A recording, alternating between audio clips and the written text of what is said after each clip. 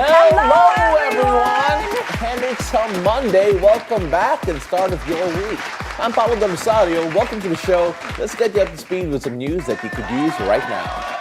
Hello there, beautiful people. I'm Anne Asis-Carilo. Woo, brand new month. Join us for the next hour and a half as we kickstart your Monday with good vibes, great company, and stories and conversations that matter. We are right smack in the middle of the year. Right smack in the middle of the year. When you said brand new month, I wanted to say, shut up. No, stop it. Why? But then it's just so funny because it's like you At least I blink and didn't we're count. here.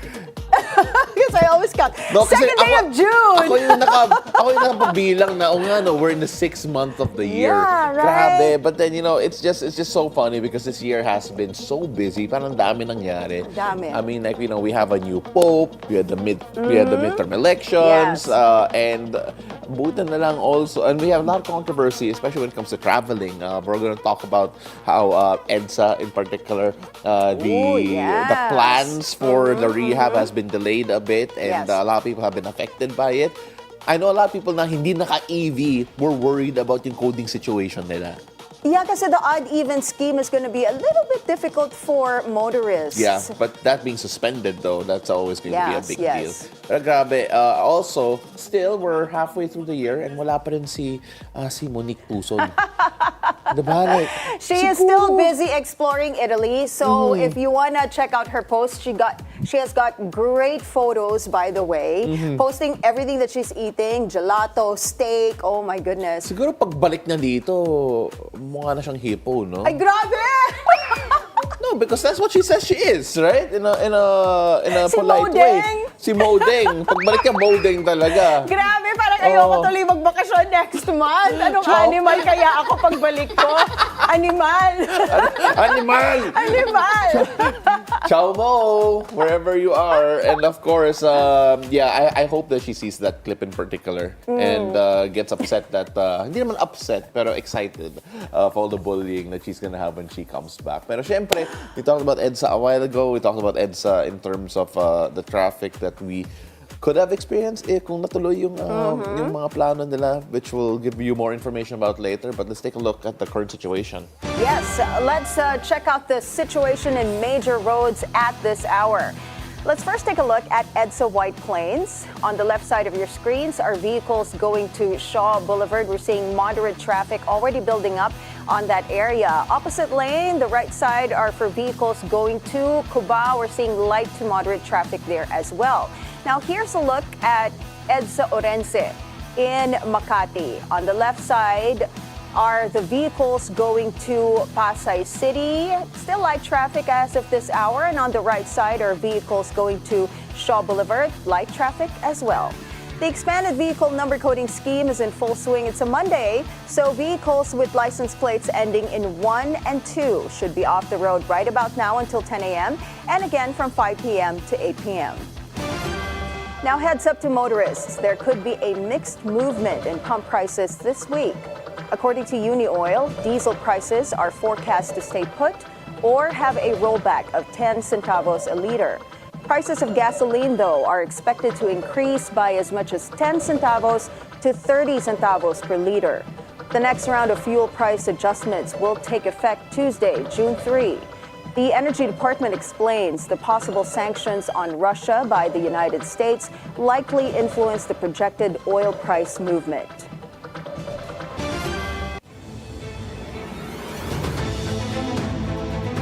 And what's the weather going to be like this Monday? Paolo has the day's forecast from Weather HQ. Take it away, Paolo. Thank you so much, Anne. Let's take a look at the local weather happening at the start of the week. Today, the southwest monsoon is affecting most parts of Luzon. Now, monsoon-induced rainfall is expected over the Ilocos region, the Batanes Islands as well, including Babuyan Islands, Zambales, and Bataan. Meanwhile, over in Metro Manila, the Cordillera Administrative Region, Cavite, Batangas, Palawan, Occidental Mindoro, and the rest of Central Luzon, all of those will experience cloudy skies with scattered rain showers and thunderstorms. Now, other areas in Luzon may see partly cloudy to cloudy conditions with the occasional isolated rain showers or thunderstorms brought about by the monsoon.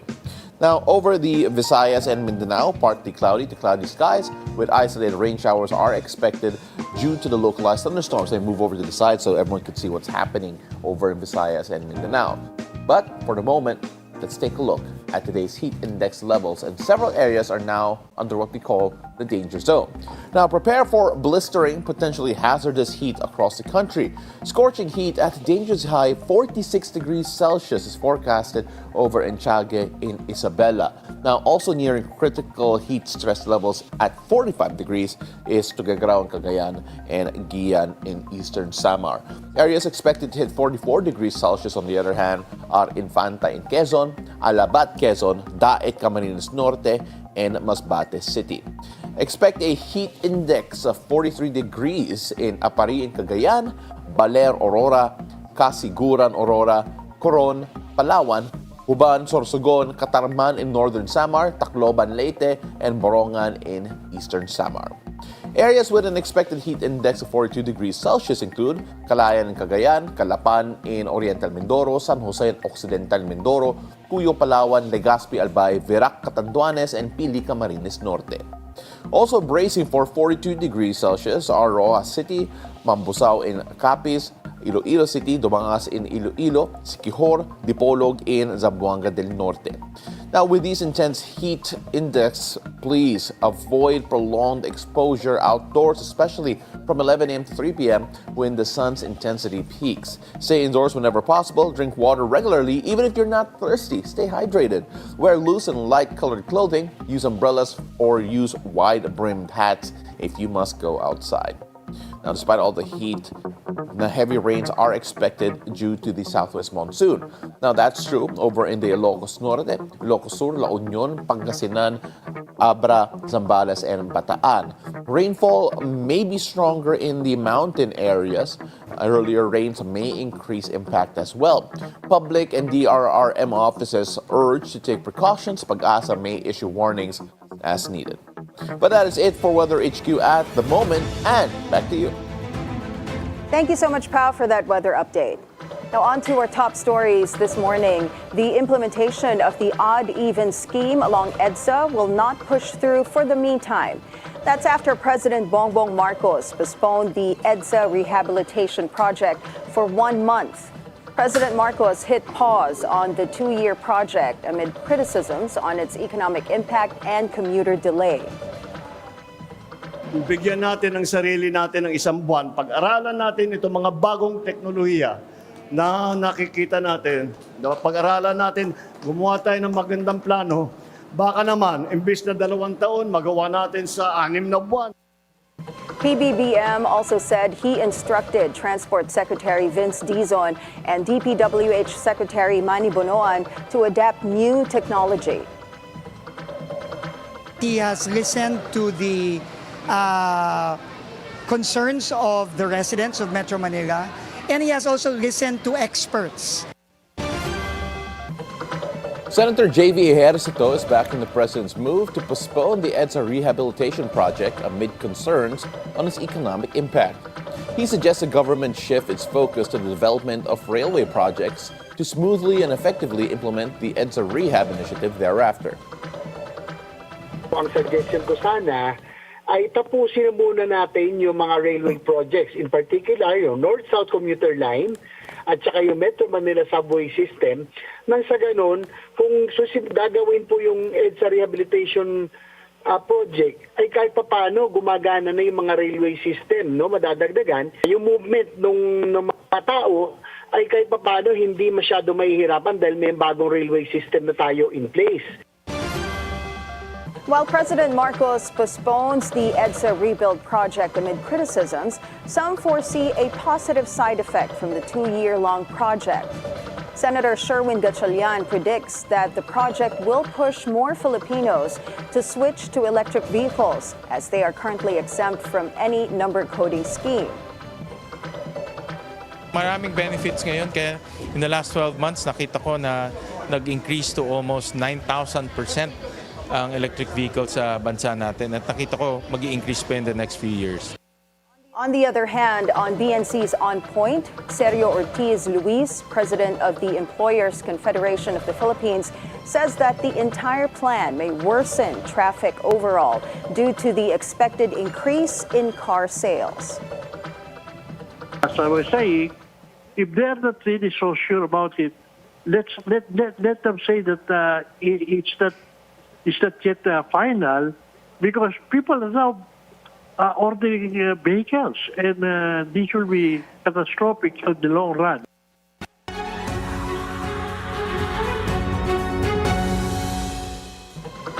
Duterte supporters gathered once more in The Hague, Netherlands for Vice President Sara Duterte's 47th birthday. Almost 3,000 people gathered together along with notable persons such as Senator-elect Amy Marcos, Senator Robin Padilla, and more for the celebration. The Vice President happily reported that she was able to visit her father, former President Duterte, with her mother, Elizabeth Zimmerman. In her press conference, the VP answered questions about the postponement of her impeachment trial and whether she believes it will push through. At this point, sir, I really do not know if the impeachment trial will push through. But I told the defense team that they should prepare for whatever eventuality. Meanwhile, Senator Amy Marcos was not allowed by ICC to visit FPRRD in person in The Hague.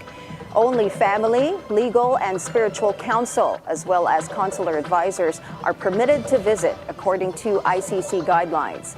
VP Sara clarified that Amy has nothing to do with the case of the former president and that she was only there in The Hague to talk to the legal counsel of FPRRD, Nicholas Kaufman, though she says she does not know what the two have to talk about. Controversial Russian vlogger Vitaly Zidorovetsky will face trial for his crimes in the Philippines. That's after Interior Secretary John Vic Remulla says Vitaly will not be deported, as both the United States and Russia will not accept him if he is sent back. Zidorovetsky is a Russian-born U.S. green card holder. Remulla adds Zidorovetsky wrote to him pleading for the charges to be dropped, citing mental health issues as his reason. The YouTuber is set to face courts next week for his unjust vexation cases, and if proven guilty, will face up to 18 months in a Philippine prison. Medical experts tell the public to be extra careful by masking up this rainy season. They say virus tends to thrive in the air, where diseases like COVID-19 prevail now that the habagat season is upon us. The health department also cautioned the public to keep their surroundings clean due to a possible dengue outbreak.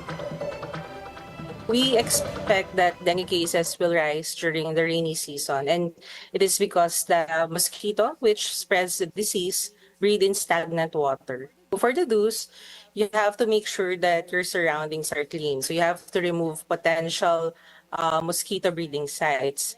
Next is you have to protect yourself by wearing protective clothing. So you have to wear, better to wear long sleeves and pants, and to wear light color clothes. You can also use mosquito repellent to protect yourself from the mosquito. And also, if you have signs and symptoms of dengue, such as fever, headache, vomiting, body pain, and rash, you have to seek early consult.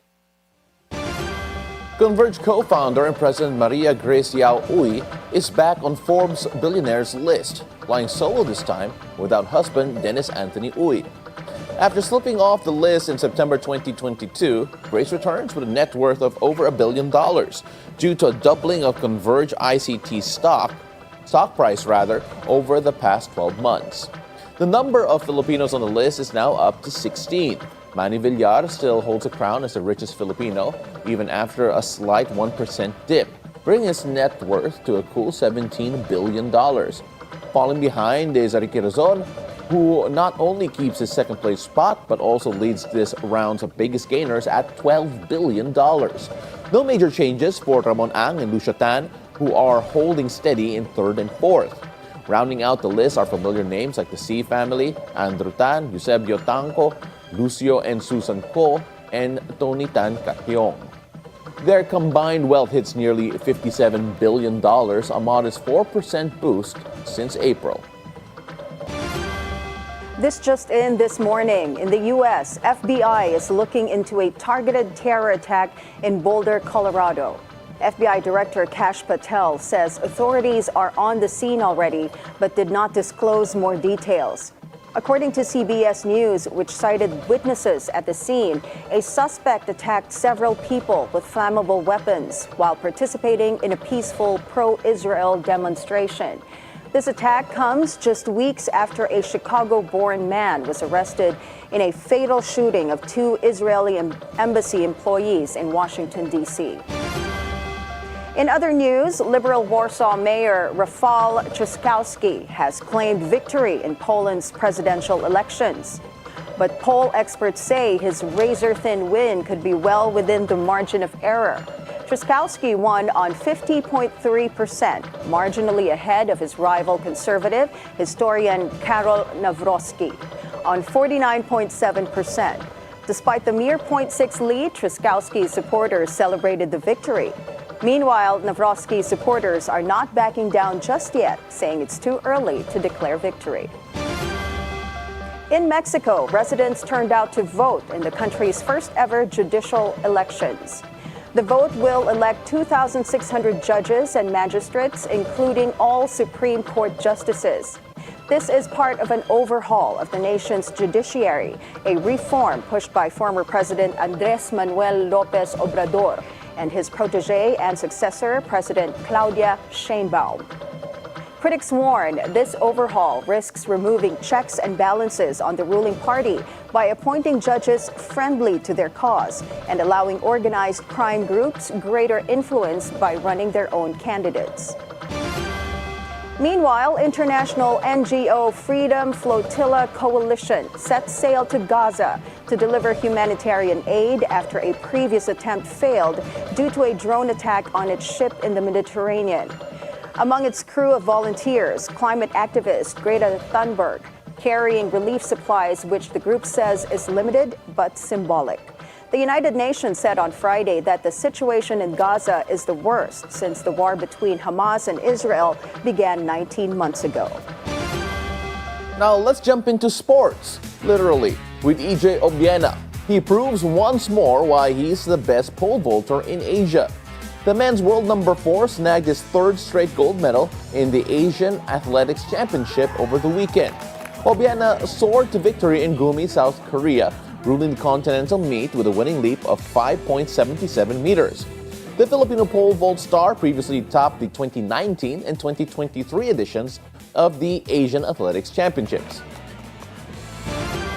Yes, in the NBA playoffs, the Yes Sirs Indiana is back in the finals after 25 years. The Pacers defeated the New York Knicks in Game 6 of the Eastern Conference Finals, 125-108. Spicy P. Pascal Siakam spiced it up for Indiana with 31 points, 5 rebounds, and 3 assists. Siakam was named Conference Finals MVP, while Tyrese Halliburton chipped in 21 points and dished out 13 assists. The last time Indiana was in the finals was in the year 2000. That was against the Los Angeles Lakers. The Pacers and the Oklahoma City Thunder begin the NBA Finals this Friday, June 6 at 8:30 a.m. Philippine time. Now from the hard court, let's go to the boxing ring. Now despite concerns about his age, People's Champ Manny Pacquiao says that he can still deliver at 46 years old. In a press conference, former senator and 8th Division world champion says that he is in 100% condition despite the 4-year hiatus in the pros. Pacquiao will face 30-year-old Mexican-American Mario Barrios for the WBC welterweight title on July 19. There is a 16-year age difference between both fighters. The Pacquiao-Barrios fight will take place at the MGM Grand in Las Vegas, Nevada. Now, the party is on in France as Paris Saint-Germain celebrates its first ever Champions League title. PSG held a victory parade in the city of Paris, passing iconic landmarks like the Arc de Triomphe and the Champs-Élysées. Thousands of fans lined the avenues as the team marked its historic treble under coach Luis Enrique The French club defeated Inter Milan in the final 5-0 to lift their first ever Champions League crown. French President Emmanuel Macron also welcomed the squad and club officials at the Élysée Palace. But amid the celebrations, Macron also condemned the violence that broke out after Saturday night's win. 2 people were reported dead and over 100 others were injured in clashes that erupted across France. More than 500 people were arrested, most of them in Paris.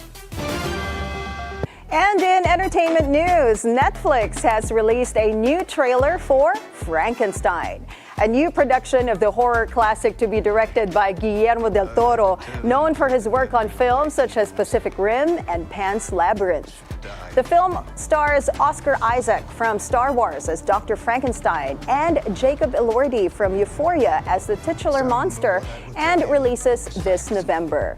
Hold on, Jacob Elordi as Frankenstein. Ang gwapo naman masyado ng Frankenstein na yun. Well, that depends. I need to see how Frankenstein actually looks like to see how they make it look. Kasi minsan, they don't look like who they are, Yeah, diba? that's true, that's true. But you know what? Do you have a favorite ever Frankenstein I was able to movie? watch the 1994 Mary Shelley's Frankenstein. Hindi ka pa siguro minaman. Medyo, I was But that 4 was- years old naman. But that was Kenneth Branagh and Robert De Niro yung Frankenstein monster. Okay. Yeah, so that's my peg. And I was able to read the book as well, which was terrifying to be read by a young person. Okay. Because bata pa ako when I read that, and I was like, oh my God, this is really terrifying. I have to Google the year of the movie I'm referring to because as a film nerd ng konti, Okay. my favorite Frankenstein movie was called Young Frankenstein. Young Frankenstein? Young Frankenstein. Okay. It was made by Mel Brooks in 1974. 1974. So It- mas luma yung pinanood mo. Oh, kasi yung sa'yo, 1994 eh. Hindi nga So sa talagang mas akin. luma. Mary Shelley's Frankenstein. Pero, but you- it was actually based on the book by Mary Shelley. Yours was Yeah, written by yeah, Mary Shelley. yeah. This one was written by Mel Brooks and Gene Wilder. So Gene Wilder, the guy who played Willy Wonka, the original one. yes. The original one. It was a comedy shot in black and white. Okay. And it was just one of the more iconic ones that I've seen create Frankenstein. It's about the son of Frankenstein finding out that he has tendencies talaga to bring people back to life. But it's really good. interesting. It's Okay. really funny. It ages really well. It's still beautiful cinema. I encourage everyone to watch it out there, especially the younger ones, to catch Young Frankenstein. And of course, this new one coming out. I know, on Netflix. I'm really curious to see how Jacob Elordi is going to look like. Because, I don't know, I feel like he's too good looking to be a monster, but we'll see. Hindi pinakita eh, Oo. surprise. Too good to look like a monster. Di tayo pwede dun eh, no? But yes, when we take a look at that, there's still so much to look out for in this classic tale. Now, speaking of classic, there's a classic, well, it will be classic music eventually, but this music act is coming up again. Yes, Blinks are in for a treat as a documentary on Lisa is officially in the works. According to a report by Variety, the documentary is produced by Sony Music Vision and directed by Sue Kim. The film tracks Lisa's transformation as she launches her solo music career and explores acting. This year marks a major milestone for the K-pop star with the release of her debut album Alter Ego and her acting debut in the hit series White Lotus. Director Sue Kim says the upcoming documentary promises to show a side of Lisa that fans have never seen before. Up next, we got a big player with big personality. Basketball star Jack Danielle Animam is ready to guide the next generation of hoopers by holding her first ever skills clinic this weekend. She joins us live after the break. It's a beautiful day. We'll be right back.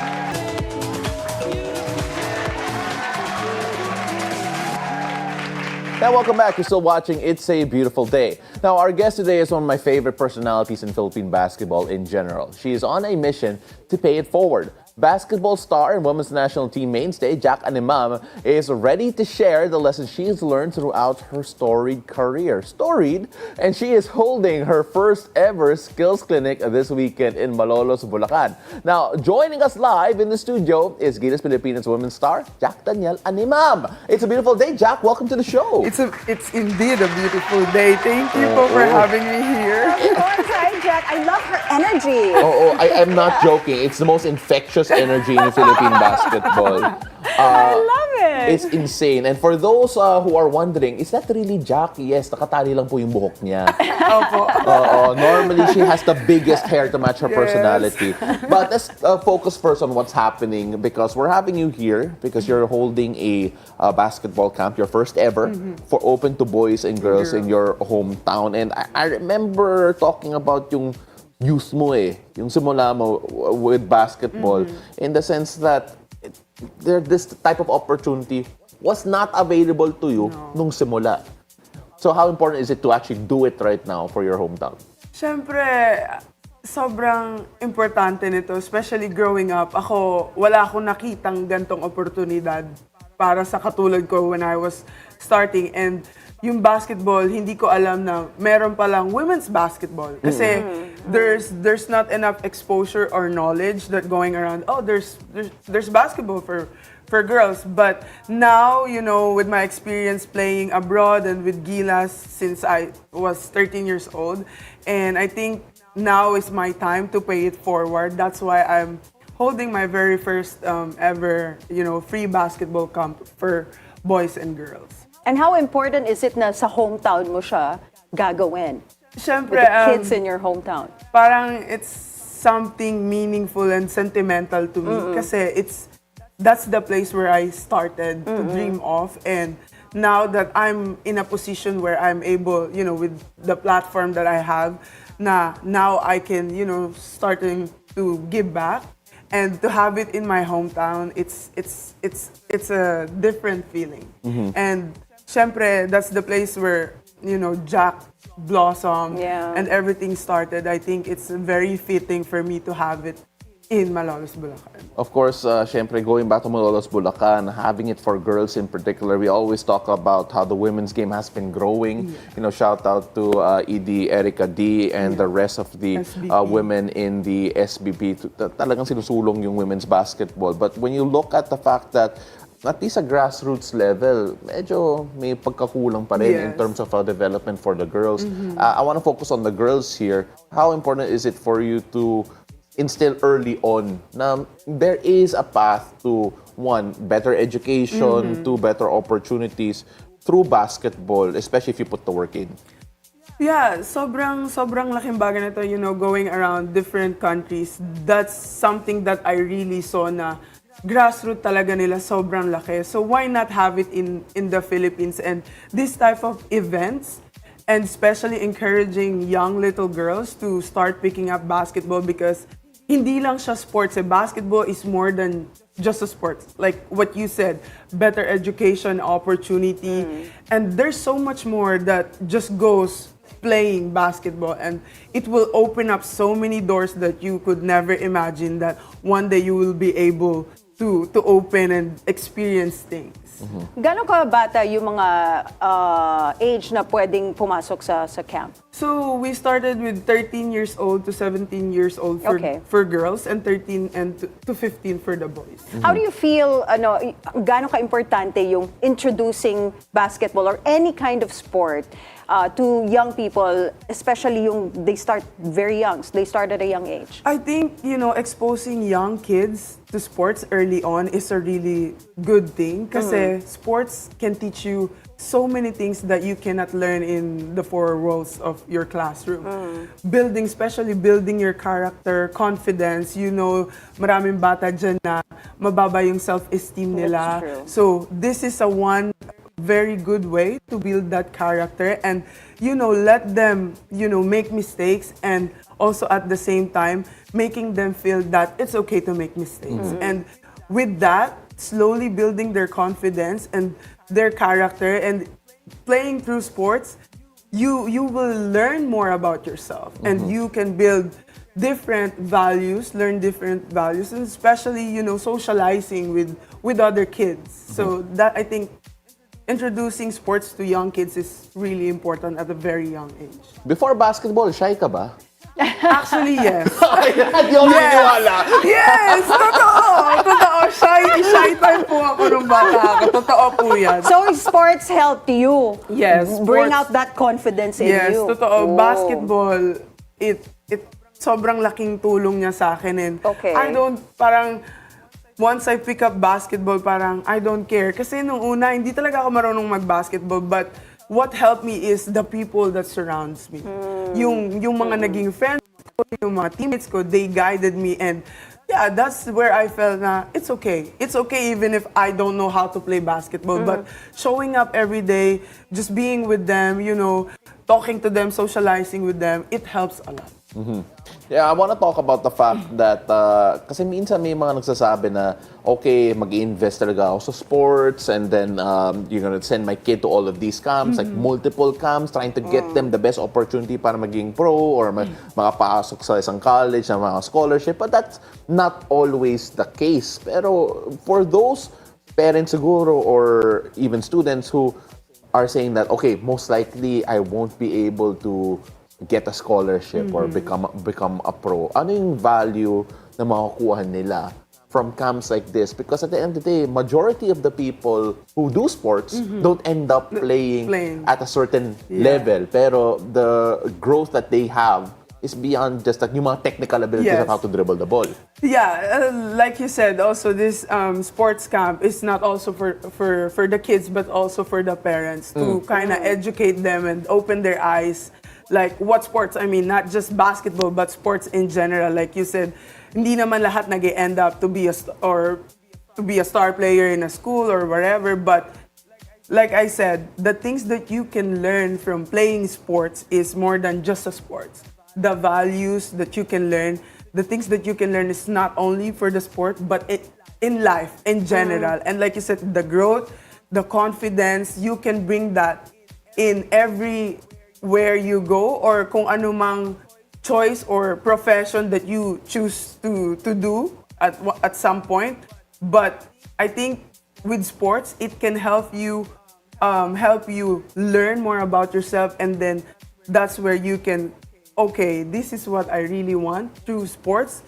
It helped me to lead up to this decision that, okay, this is what I really want. So it's something that sports can bring to you. You know, and the reason why I bring that up, kasi ang dami kong camp ng bata ko, hindi naman ako naging pro basketball. Wala namang scholarship or sports. The question is why? Ha? Kasi ang daldal ko eh. Let me talk about sports instead, kaya ito yung naging trabaho ko. Commentator ka lang alam. Commentator na. Walang camp para sa commentator, ha? So, ganun talaga. Wala ba? Wala. Oh my God, you should come up with that. Through You camps, learn about sport. Yeah, And yeah. then in sports, there's so many opportunities. Like I said, so you found out like you're madaldal, so now you're a commentator, you're an analyst. Sabi ko, Diba? the only way I can stay near the games to talk about it eh.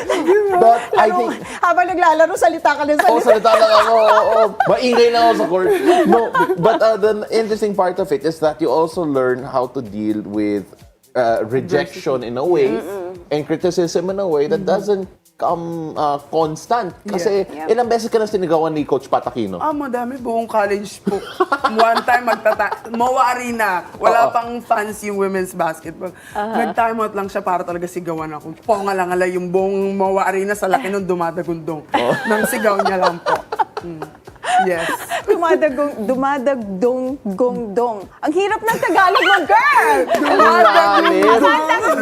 Okay, anyway, so aside from, sharing your skills with the kids in your camp, is there like a particular experience or story or moment in your basketball journey that you would like to share with them as well?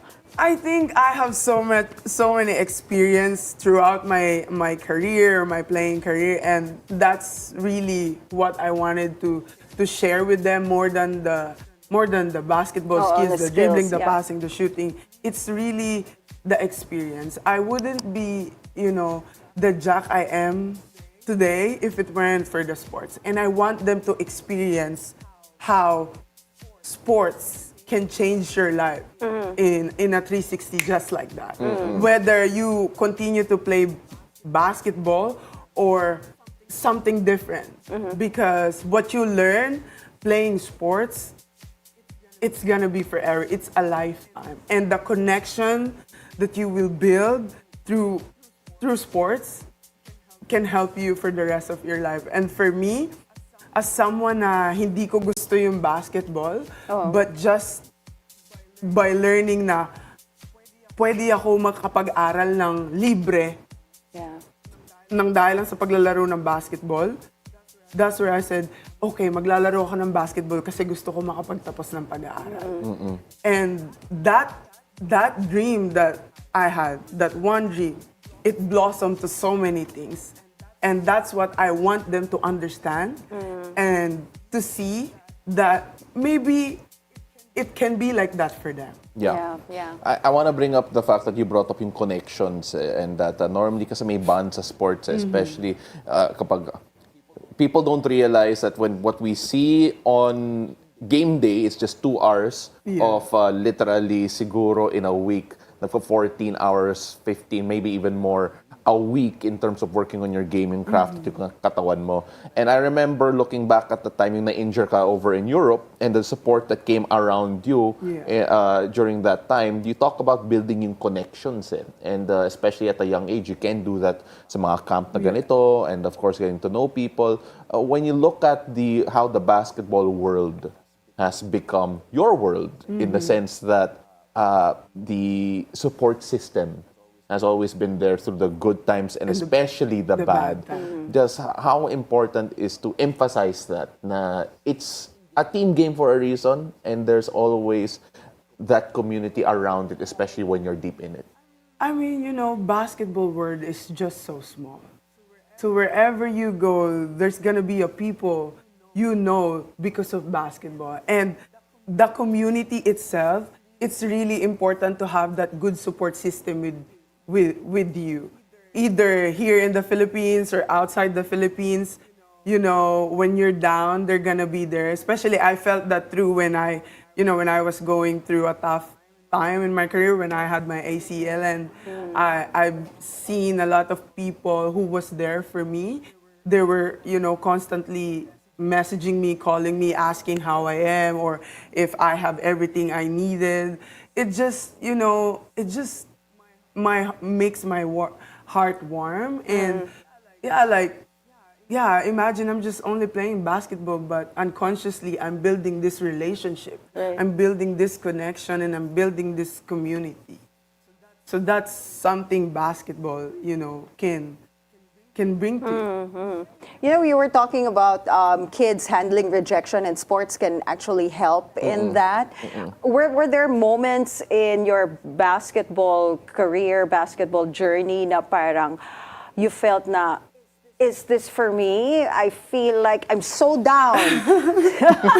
I'm getting all these negative energy around me. And then how do you rise up from that? Yeah, since nag-start ako ng wala, malaki lang talaga ako kung alam niyo yung term na bamban. Yeah.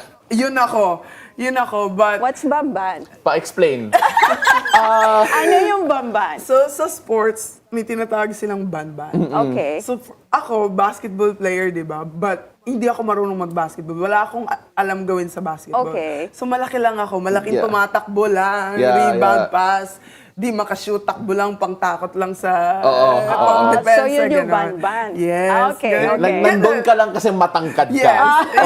You're just there. Okay. Pero wala kang ambag. Alam ko yun kasi growing up malaki rin ako eh. So, gets ko yun. Dati. So, speaking of rejection and if I'm doubting myself, yes. Even up to these days, I'm still doubting myself, but I always go back to my reason. Like, okay, they say I'm this, they say I'm that. Like, I don't know if I can do it, but first of all, why did I do it in the first place? Like, what is my why? Because if you have your why, kahit anumang doubt meron ka, kahit anumang negative sabihin ng ibang tao, it won't bother you because they don't know the work that you put in. They don't know what's happening inside your head. They don't know what you have to go through to be where you are. As long as you have that why, you will keep yourself grounded. And this is why I'm doing this. That's why I'm here. I'm not doing this just because what other people say. So I won't budge for that. I will still continue what I'm doing. And, people will always have something to say, whether you do good, you do bad. They will always say something. So just do you, just do it. So that's how I handle it for me. Yeah. So inspiring. Yeah, what I love about si Jack is that, because I've watched her grow. Yes. I've watched her grow throughout her career. Back when she was in college, nalalo ko pa. And then through her injury in Romania ba yun? Romania ate? Serbia first. Serbia, yeah. Her injury in Serbia, nalala ko just watching her lie down on the bench during the game. Hindi ka nga pinasok So nakita ko yung live stream, nasa bench lang siya nakahiga. Laking tao nakahiga doon. But what's nice is that you have grown into a role model, or at least people always looked at you as a role model, pero the way that you have accepted it eventually, parang na-embrace mo na and you're bringing it back to your hometown, bringing it back to your camp, and marami nang sasabi na, uy, I grew up in the same environment she did.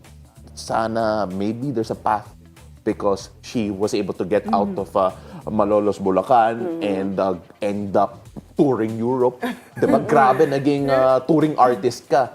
But how confident are you na yung mga kababayan mo in Malolos, Bulacan can find ways to discover basketball the way you did, discover promising talent, and perhaps even become a hotbed for basketball in general, particularly para sa mga babae?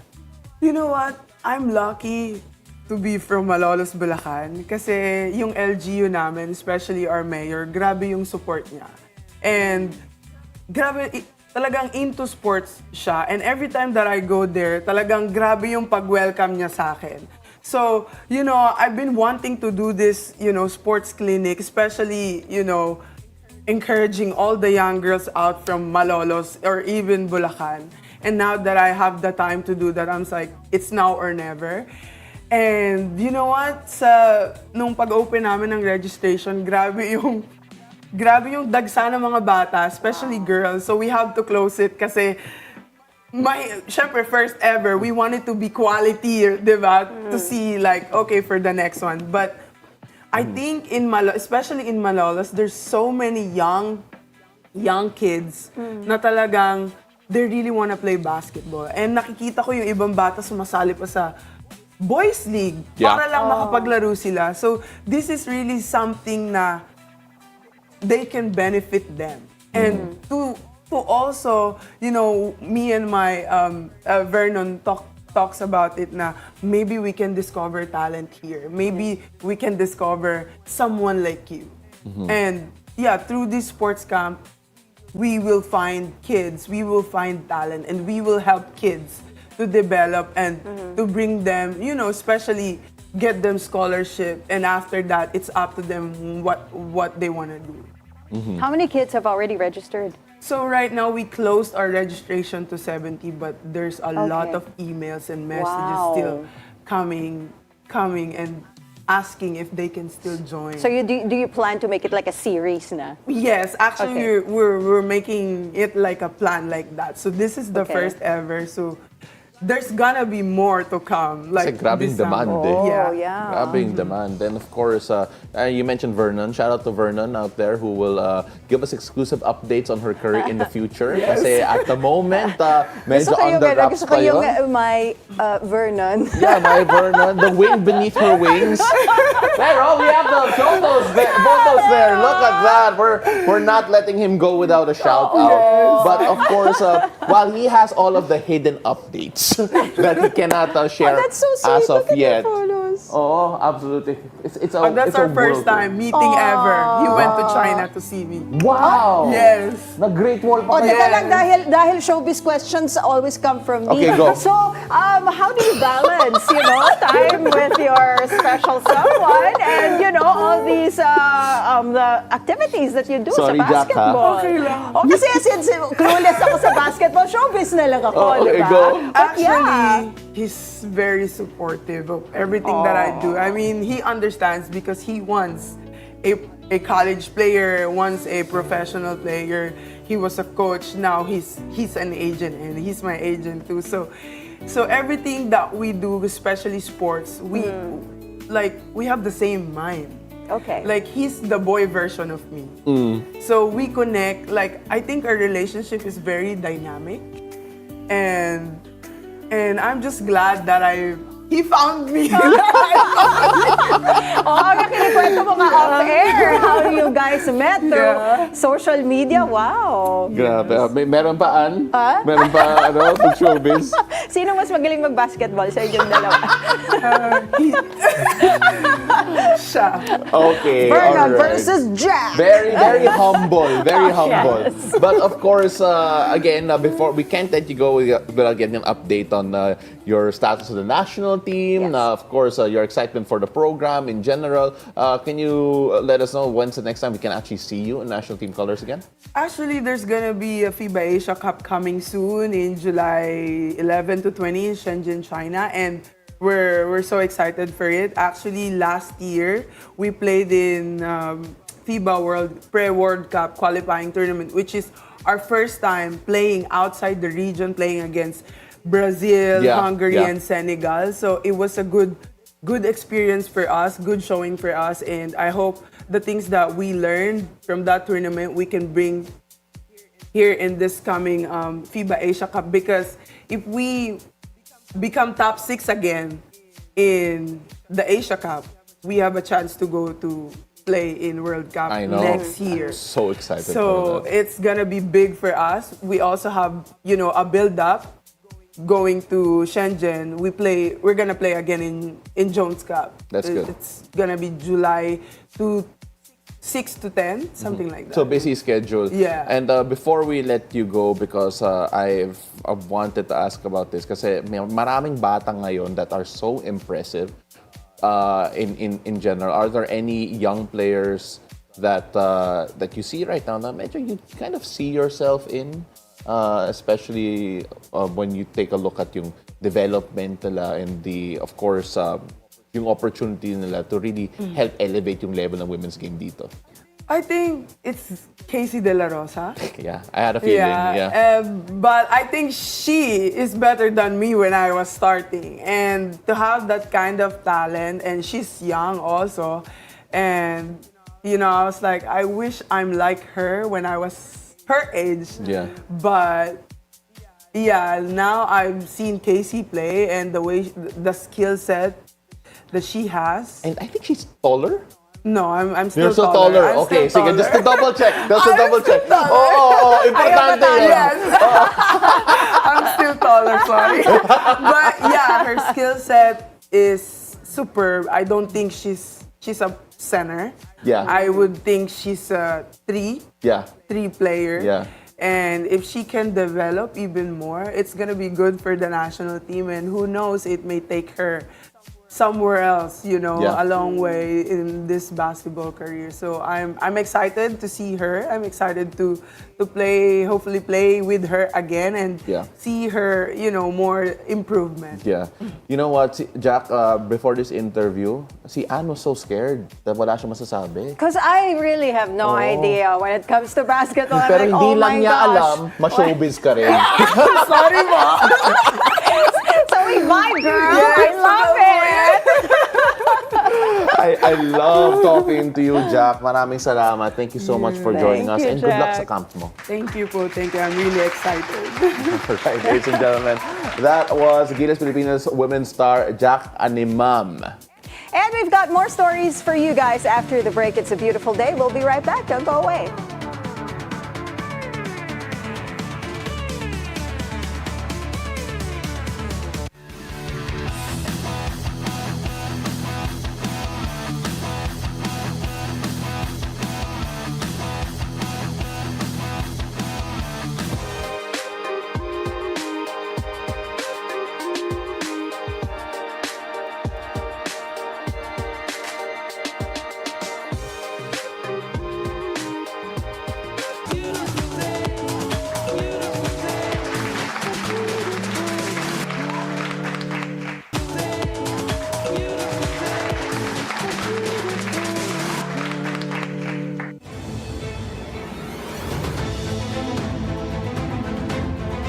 Welcome back. You're still watching It's a Beautiful Day. This is Weather HQ.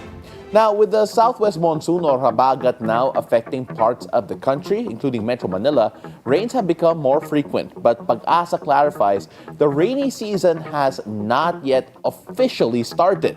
Now, to help us understand what this means and what we should prepare for in the upcoming days, we have with us on the phone Pag-asa weather specialist Rhea Torres. Magandang umaga, Rhea. Thank you so much for joining us. It's a beautiful day. Yes po, good morning po. Good morning din po sa ating mga taga-subaybay. Alright, una-una po, Ms. Rhea, ano po yung mga indicators to confirm yung onset ng southwest monsoon ngayon? Yes po, so unang-una yung southwest monsoon, nangyayari po yan pagpapasok na po yung summer season sa northern hemisphere, which is part po tayo. So ibig sabihin po nun, yung araw ay nakatutok na po sa northern portions ng ating globe, kumbaga. At usually, ang indicators po ng southwest monsoon is yung presence po ng frontal systems or low pressure areas sa northern countries, dyan po sa may Japan, sa China, pati na po sa Taiwan. So pag maging mas frequent po itong mga low pressure systems po nito, ay nahahatak po nila yung hangin na nanggagaling dito or malapit sa equator. So dan po nangyayari, ang nangyayari po niyan, yung hangin po ay nanggagaling na sa southwest, which is why tinatawag po natin siya na southwest monsoon. So nakikita po natin sa ating mga satellite animations, yung mga mapa po na ina-analyze natin dito sa Pag-asa, na nakikita na po natin yung southwesterly winds at nagiging indicator na po siya na nagsimula na nga po ang panahon ng habagat. Ma'am Rhea, when we take a look at yung rainy season, Pag-asa has not yet declared yung rainy season even though may mga areas talaga na really affected by heavy rains. Ano po yung pagkakaiba ng simula ng habagat season at yung official start po ng rainy season dito sa Pilipinas? So unang-una po kasi yung habagat ang cause po ng mga pag-ulan. So ibig sabihin po nun, mauuna po yung weather system nagdadala ng pag-ulan dito po sa ating bansa. So nakikita po natin dahil may certain criteria din po tayo for the onset of the rainy season. So kailangan makakaranas po tayo ng sunod-sunod na mga pag-ulan para po sa mga climate type 1 areas. So itong climate type 1 po, ito yung tinutukoy natin na climate type na merong dry and wet season kasi nakahati po tayo sa 4 na climate type. So itong climate type 1, ito po yung nasa western portions ng bansa. So dyan po sa may Ilocos region, sa may Zambales, Bataan or western portions ng Central Luzon. Kabilang po dyan ang Metro Manila, pati na po yung Western Visayas, yung western portions ng Calabarzon, and Mimaropa, pati na po dito sa may Negros Island region. So tinitingnan po natin yung mga stasyon po na yan na kung yung hangin po ay nanggagaling na po sa southwest at nakakaranas na po sila ng sunod-sunod na mga pag-ulan dahil po sa epekto ng southwest monsoon, ay dun po natin saka dinadeklara ang onset ng rainy season. Ms. Rhea, na-mention mo na yung mga criteria when it comes to yung rainy season. But then, of course, napakalaki ng Pilipinas po. How many Pag-asa stations are required or rather needed to record yung required amount of rainfall para ma-qualify siya na simula na talaga ng rainy season dito sa Pilipinas? Yes po. So at the very least, 9 stations po yung kailangan na mag-satisfy ng criteria po. Yung mga station po nito is naka-position po or naka-station sa western portions po ng bansa. So the moment po na satisfy po nila yung mga rainfall na kailangan po natin for the 5 days na ino-observe po natin, saka po natin nakikita na onset na nga po ng tag-ulan.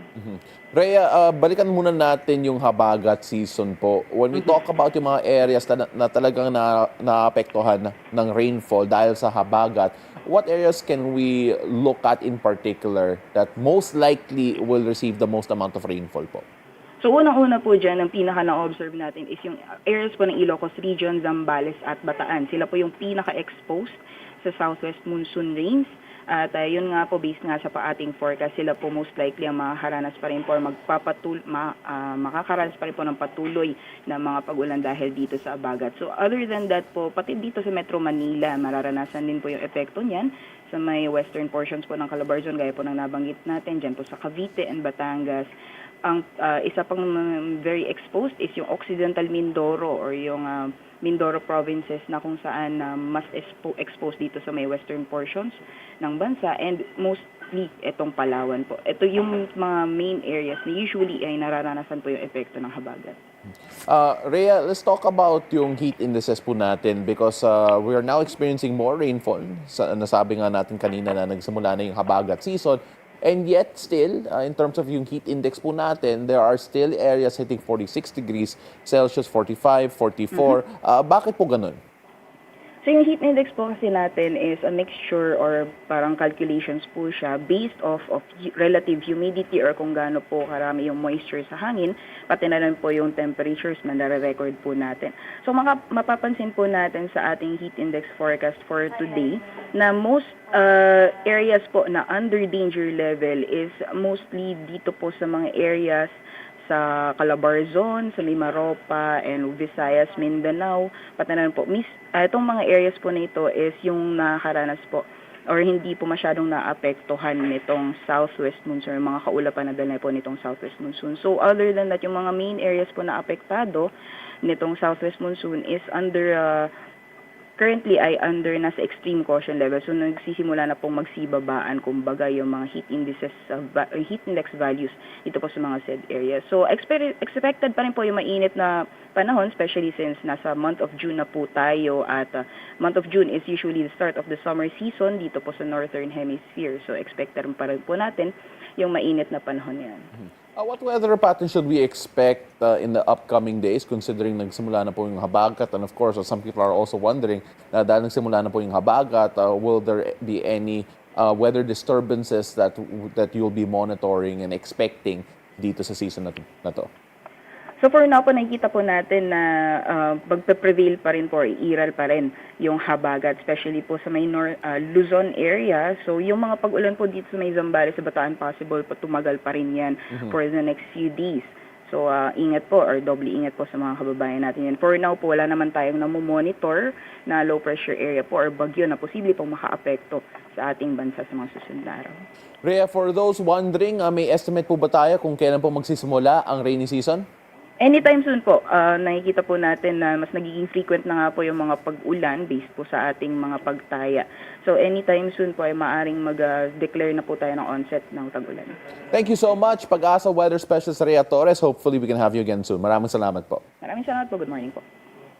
Now we've got more stories for you after a break. It's a beautiful day. We'll be right back. Don't go away.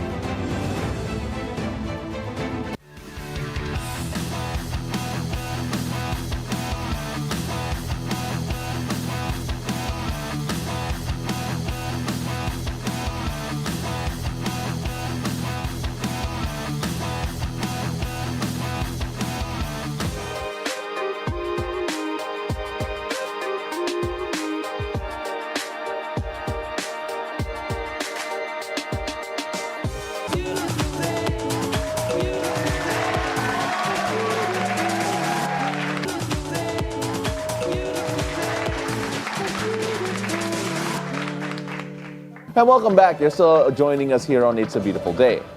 Now, dating app Tinder is experimenting on a new feature allowing paid users to set a new way to customize their matches. The networking application rolled out a height preference feature for its gold and premium subscribers. Now, this comes as the dating app attempts to offer a more tailored experience and attract more women amid a decline in paid users. Now, Tinder clarifies the setting will act as a preference rather than an actual filter, meaning it will inform recommendations rather than exclude profiles. While it is not yet certain whether the feature will stay for good, critics worry on the growing superficiality of dating apps. Other networking sites offer other specific filters such as age, whether they want a long-term relationship, or whether they want children, or rather have children. And boy, oh boy, dating apps have changed from the time. I have never tried a dating app. You're married. You're super married with a child. And when dating apps became a thing, I believe you're already very much taken. Oh, yes. So I never really had the need for a dating app. But, I've always wondered, really? Because I have friends who found their husbands through a dating app. So, wow. So same here. I've had a relationship also through dating apps. Forgot which one. Pero because there were multiple dating apps at one point na nagko-compete, and then you would always go into those dating apps, and then you'd realize na parang iba yung mga social circles in different apps. Kaya you go through it. Pero ngayon may mga feature na ganun na you can sort out or at least have preferences sa mga Yeah, kita height mo. preference now. Yeah, kasi it's funny kasi sometimes when you go through that, may konting stigma. Like if you have a friend who met someone via dating app and then you find out they're in a relationship, napapaisip ka minsan whether or not it'll last or not. Yeah, that's true because you meet different kinds of people through the dating app. You don't know if they're nice or di ba minsan may mga scary stories through dating apps na scammer. Catfish. Parang Catfish. Catfish ba ang tawag catfish yung doon? tawag, Yeah. And sometimes you're looking for love and then the dater, the partner hindi, anyway. The So height now that preference, there's so. a height preference, I actually did a research and I saw that women, according to this study, majority of women prefer taller men and more women are satisfied when their partners are approximately 8 inches taller than them. Hirap ng 8 inches. Merong measurement. Ang hirap ng 8 inches dito sa Pilipinas. Kasi yung mga lalaki dito, 5'7", 5'6". So, naharap nila, 4'10", 4'11" na babae. Ang hirap nun. Siguro, it's a US-based research. And then men as well, they prefer shorter girls, but not a big difference. Yeah. So, does it really matter? Does height really matter? I think height does matter. It does matter. I think it matters more to the girl than it does to the guy, to be honest. Yeah, I mean, I wouldn't want to date a short guy. Exactly, right? Ako naman, I don't mind dating a tall girl. One of the tallest girls I've dated was almost As my tall as height. you? Oh, hindi Yeah, naman as okay. tall as me. Almost, pero mga almost by like 1 or 2 inches, right? Kung kasing tangkad ni Jack kanina. But that's the thing. Yeah. Jack and I are the same height. Pero nung naka-heel siya, She's taller she's na. way taller. Yeah, yeah. And this is the first time. She always wears sneakers. Kaya na nakita ko na naka-heel siya. I'm like, Jack, what are you doing? But from a dating prospect, I think na para sa mga guys, I think we are a bit hindi naman intimidated, but siguro When the girls are taller. yeah, napapa-double take kami, like napapaisip kami kasi Okay. it takes away, I guess, may konting pride dun I guess. Right? Kasi Yeah. syempre the man wants to be like, all macho and But at the everything. same time, Tapos girls when the don't girls like are shorter taller, parang, guy- yeah. I don't like short guy. I mean, that's just me, but Have you ever know. dated someone shorter than you? Yeah. And it did not last. Hindi tumagal? Okay, sabi ni Direk, okay, cut na tayo doon. Ang hirap Baka mabuking pa yung life ni Anne dito. Pag magkasama kayo, gagawin. It's okay. It's okay. Ang Hoy. traffic, no? Short kings out there, bro. Go lang, okay? Anyway. It's okay, short kings. Moving on. Celebrity influencer Ivana Alawi appears unbothered amid her rumored affair with politician and Bilyonaryo Albi Benitez. To recall, Albi's wife, Nikki Lopez Benitez, filed a complaint for violence against women and their children. In it, Alawi was mentioned to have been in an illicit relationship with a politician. On May 31, Ivana went back to posting on social media, sharing a video of herself inside a car, smiling. On the following day, she posted a fan-edited clip featuring Lady Gaga's Paparazzi as background music, a possible nod to the intense media attention. Thailand makes history in the Miss World pageant. Suchata Chuangshri has been crowned Miss World 2025. She was chosen among over 100 candidates from around the globe. The coronation took place in India May 31st. Chuangshri previously stirred headlines due to a franchise dispute that saw her stripped of her Miss Universe 2024 third runner-up title. Now, despite the controversy, she emerged strong in Miss World and led the Asia and Oceania group to the final round. First runners-up honors went to Ethiopia, while Poland finished second and Martinique placed third runner-up. Our country's Bet Krishna Gravides finished in the top 8, continuing the country's strong presence in the competition. And And here's your morning tea. E-bikes are eco-friendly, but at what cost? A post makes rounds on X with over 1.4 million views and 18,000 likes. User Diane Gray wrote, "May chismis ako. Nagkakagulo sa kapitbahay namin. Paano? Nalaman namin ngayon lang, as in, na kapag pala madaling araw, nagcha-charge sila ng e-bike sa garahe namin nang walang paalam. Kaya pala ang laki ng binabayaran ko sa kuryente. So ginawa ko, kinuha ko yung battery ng e-bike at tinago ko. Nagkakagulo sila, di nila mahanap, ha ha ha. Antayin ko na tanungin nila ako at humanda sila sa akin, ha ha ha. Bakit naman kasi nagcha-charge sa kapitbahay without asking permission? And Ba't ka mapapali ng e-bike? Wala ka bang pang-charge? Nakaka-charge ka ng cellphone, di ba? Mag-charge ka na. Nakabili ka na ng e-bike. bakit mo charge sa kapitbahay? I don't get it. Miss Diane G, I stand with you. Okay, grabe. Everybody is on her side because that's so wrong. Pero ano kaya yung itsura ng compound nila para maka-charge sa kapitbahay? Baka may extension cord, di nila alam. Is there not a wall that divides there? Baka yung parang tipong compound na wala masyadong O baka hindi gated divider. yung ano. Yun Baka nga. hindi gated Yeah. na naka So pwede ano kang sila. makisaksak. Oo, nakatago. Ano ba? Kasi I have no idea what it looks like, the charger ng mga e-bikes, Well, you have yung kotse ko, hybrid. so naka-hybrid ako, na plug-in. Yung charger Anong itsura ko, niya? mukhang malaking Charger? laptop charger. Okay, okay. Sobrang laking laptop charger. That's how it looks like. Or yung mga old school na tipong sinasaksak tapos may konting break tapos mahaba then may saksakan. Okay. But yeah, I'm not sure how that e-bike looks. But either way, guys, afford mo naman mag-e-bike. Siguro afford mo naman i-charge. Like, put it. Sorry I mean like, don't charge off your neighbors, okay? Exactly. Don't take anything from your neighbor for that matter in general. Ano ba yung mag-charge ka sa kapitbahay? That's crazy. Ayan, tinago tuloy yung charger. Oo, dapat lang. By the way, dapat lang. It reminds me of the 2000s. Nalala mo dati na may yung mga kapitbahay na nagnanakaw ng Nagtatap? cable? Cable, yes. Cable, Yes, diba? yes, Like, what yes. they would do is that they would, parang may splitter, and then you get the cable. You get the cable at hindi alam ng Yes, hindi kapitbahay. And then, normally, that would be very fun confrontations. Pero ito iba eh.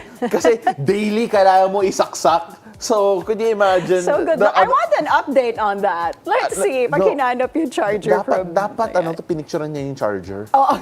Guys, nandito yung charger. Diba? Sorry, I am so violently for Diane Gray. Diane Gray, go lang po. Oh my gosh, I wanted more updates. More updates. Sana Kailangan natin mag-follow up on may that. visual lang. Sana may CCTV. Sana nahuli sa CCTV. Pa-post naman please. Ang saya nun na nakita nyo na, hoy, nag-charge pala to. Wow, I'm so for Diane Gray. Sorry.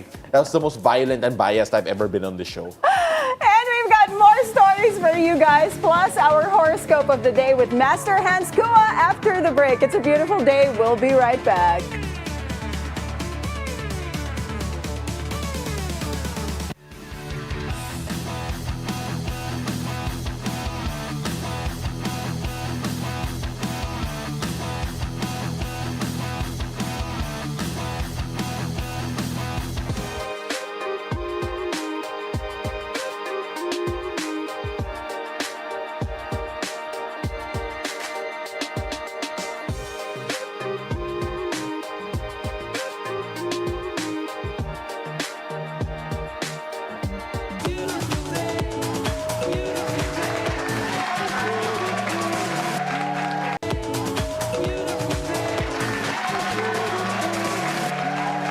Hello there and welcome back. You're still watching It's a Beautiful Day. What do the stars have in store for us on the first Monday of June? Let's go find out from resident energizer and feng shui master Hans Kua in our horoscope of the day. Take it away, Master Hans.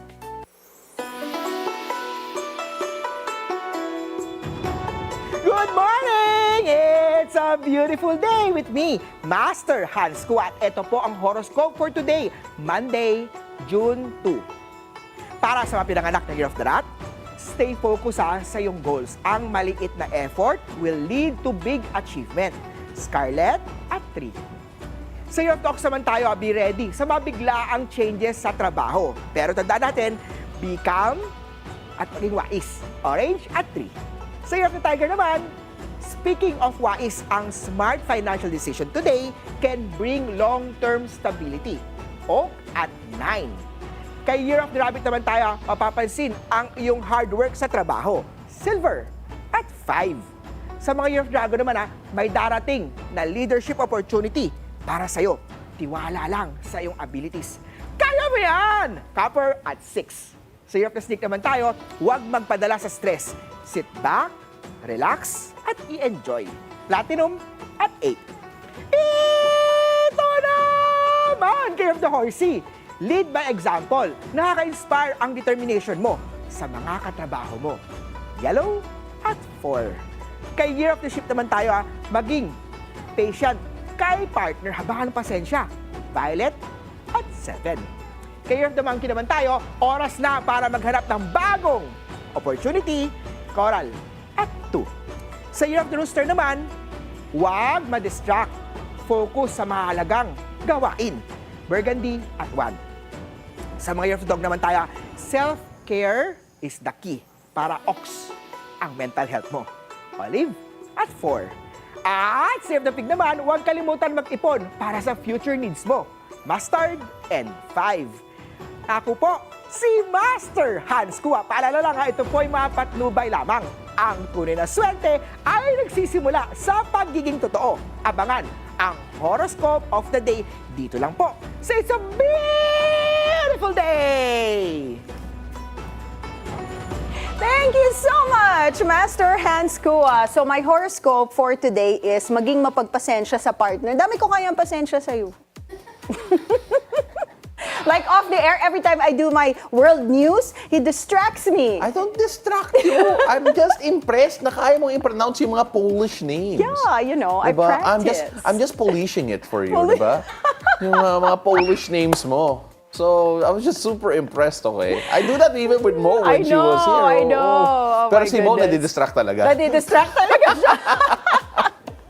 But then, of course, all in good fun. Master Hans, maraming salamat Thank po. you, Master Hans. We love the energy as always, and we cannot wait to see you in person as well next time around. So, we go on with some more news. A new player in the luxury vehicle market has arrived, and it's Chinese. Auto Hub Group, led by businessman Willie T10, has launched Zeekr, a high-end electric multi-purpose vehicle designed to compete with established luxury brands. With more Chinese automakers targeting the Philippine market, industry watchers say the entry of Zeekr could signal tighter competition ahead, particularly in the EV and premium MPV segments. Here's G. Baroga with the details. The Auto Hub Group, led by Willie Titan, is bringing in a new player to the country's luxury EV segment. Say hello to Zeekr, officially relaunched in the Philippines with Willie's son Wayne Titan at the helm. And the crown jewel of the brand is the Zeekr 009, a sleek, futuristic MPV that's more than just an electric people mover. It's being positioned as Zeekr's halo car and a direct rival to the Toyota Alphard. Designed to turn heads and packed with next-level features, the Zeekr 009 aims to reset expectations for what a luxury van can be. This will surpass all competitions in my opinion. How can you be cheaper than an Alphard and have way more spec? While Toyota still dominates the AUV and MPV space, AutoHub believes Zeekr is set to disrupt the market, and Wayne is not pulling any punches. If you're planning to buy an Alphard, take a look at this car first. I guarantee that you will shift. There's no way you won't shift. I don't see how you're not gonna shift. Even an LM. So we're here inside the all-new Zeekr 009. This is a luxury MPV. It's pure electric and it comes with 7-seater or 6-seater options. As you can see, it's very spacious but also it's very luxurious. The seats can be adjusted based on how you like it, giving you that comfortable ride whenever you're aboard the 009. And what about range anxiety? Not here, says the man behind AutoHub Empire. This is 702 kilometers, so wala nang problema sa range. Wag mo lang hintay maubos yung baterya bago mo i-charge. You charge it almost every time you use it, then you'll always have full battery. So, 700 kilometers is really, really far. Targeted at CEOs, celebrities, politicians, and upscale families, The Zikr 009 blends prestige with sustainability. The 7-seater starts at 4.2 million pesos, while the 6-seater version is priced at 4.4 million pesos. Whether it's a family van or a mobile executive lounge, the Zikr 009 is ready to shake up the luxury market. For BNC Mobility, G. Baroga. Can we just say that G looks fabulous? I know, look, G always talks to me about, like, hey, how can she do better in her news segments, her reports. Sabi ko, alam mo, just play around with yung mga stand-upper mo when you're actually on camera. For those who don't understand the term stand-upper. And then, little did I know that she'll be inside the luxury vehicle. Tapos, pa-zoomin ba yung camera? And then, nagkwento pa siya. Ang galing! I know! Ang galing! And then her previous package, nasa yacht siya. Nasa with yacht her pearl siya. necklace. Oh my gosh. Kala mo, Marie Lozano. Marie Lozano yung peg ni G. Baroga. G, you Shout are out, G. fabulous. Shout we love out, you. G. Wow, that's fantastic. I love it. Now, let's move on to the streets of Bangkok, Thailand's capital city, where filled with rainbows, music, and joy as the Thai LGBT community kicks off the start of a Pride Month with a parade. Thousands of revelers, activists, and visitors got together for the vibrant parade featuring decorated trucks, drag queens, and a diverse array of flags, all under the theme Born This Way.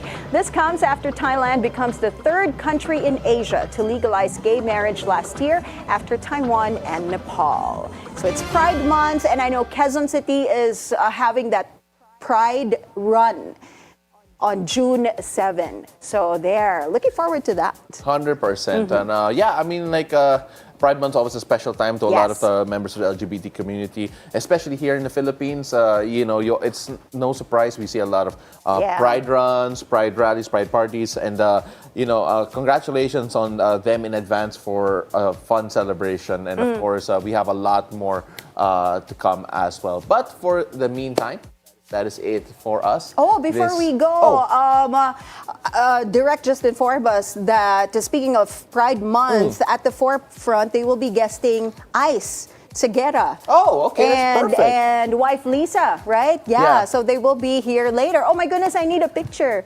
I'm sorry, I grew up loving Ice Segura songs.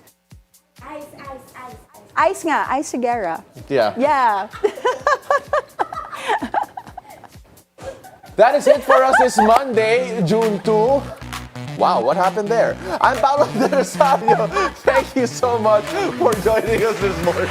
Kakanta sana ako ng kanta ni Ice, but I stopped myself. I'm Anne Asis-Carilo. Make today unforgettable by choosing joy and spreading love and kindness wherever you go. Join us again tomorrow, 7 a.m. to 8:30 a.m. only here on It's a Beautiful Day.